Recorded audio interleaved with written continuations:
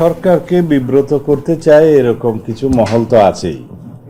তারা বিভিন্ন ইস্যুতে নিজেদের পরিচয় গোপন করে এখানে একটা ঘোলা পানিতে মাছ শিকারের ব্যবস্থা করতে চায়।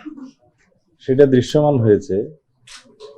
যারা আন্দোলন করছে তাদের মধ্যে অনেকে দেখা যায় আসলে ছাত্রই না, পরীক্ষার্থীই না।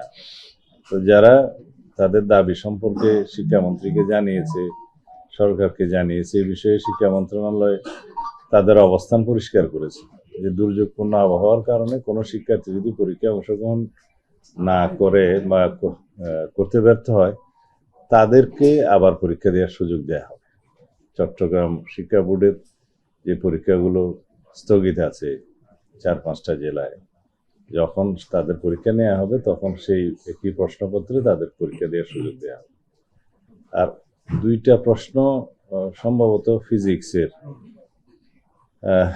ভুল হয়েছিল প্রশ্নপত্রে, সেই জন্য শিক্ষা মন্ত্রণালয় একটা তদন্ত পরিচালনা করবে, দায়ী ব্যক্তিদেরকে চিহ্নিত করে ব্যবস্থা নেবে। তবে সেই 2টা প্রশ্নের নম্বর ক্রেডিট দেওয়ার জন্য, মানে নম্বর যুক্ত করা হবে মর্মে ঘোষণা দেওয়া হয়েছে। এখানে যারা পরীক্ষার্থী তারা সন্তুষ্ট। এরপরেও যদি কেউ তারপরের পরীক্ষাটা অংশগ্রহণ না করে থাকে বা করতে না পারে, তাদেরকে পরবর্তীতে চট্টগ্রাম শিক্ষা বোর্ডের পরীক্ষা নেওয়ার সময় তাদেরকে সুযোগ দেওয়া হবে। এখানে তো সমস্যার সমাধান হয়ে গেল। আর একটা মন্তব্যের কারণে অনেকে দুঃখ পেয়েছেন, সেটা শিক্ষামন্ত্রী সংসদে তার বক্তৃতায় দুঃখ প্রকাশ করেছেন। এ নিয়ে আর বেশি কিছু বক্তব্য তো বলার নাই। এগুলো আমরা খুব একটা গুরুত্বের সাথে নিচ্ছি না, কারণ আমরা 2-1টা জেলায় এবং ঢাকাতেও 2-1টা স্পটে দেখেছি তাদের সংখ্যা বেশি না যারা এগুলো নিয়ে কথাবার্তা বলছে। হয়তো মিডিয়াতে আসছে সেই জন্য বিষয়টা গুরুত্বপূর্ণ হয়েছে। এগুলো আমরা মনোযোগ দিচ্ছি না।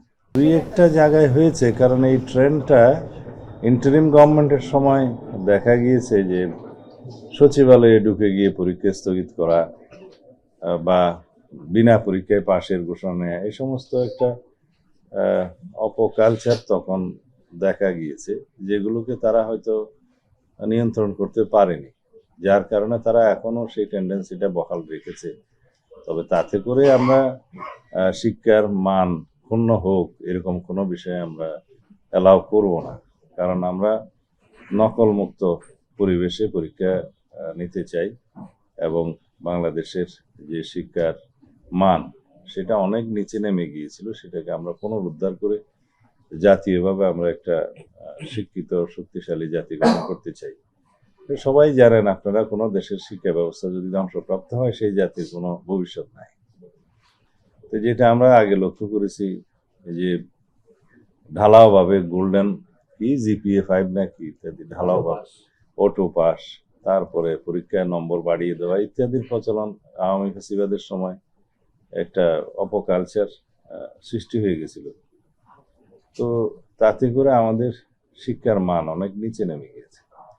আমরা এখন চেষ্টা করছি, কিছুদিন সময় লাগবে, কয়েক বছর সময় লাগবে, যাতে করে আমাদের সন্তানরা, এই জাতির ভবিষ্যৎ, তারা যাতে প্রকৃত শিক্ষায় শিক্ষিত হতে পারে এবং একটা নলেজেবল, জ্ঞান সমৃদ্ধ, প্রযুক্তি নির্ভর এবং বিশ্বের সাথে তাল মিলিয়ে প্রতিযোগিতায় টিকতে পারে সেরকম জাতি আমাদের বিনির্মাণ করতে হবে।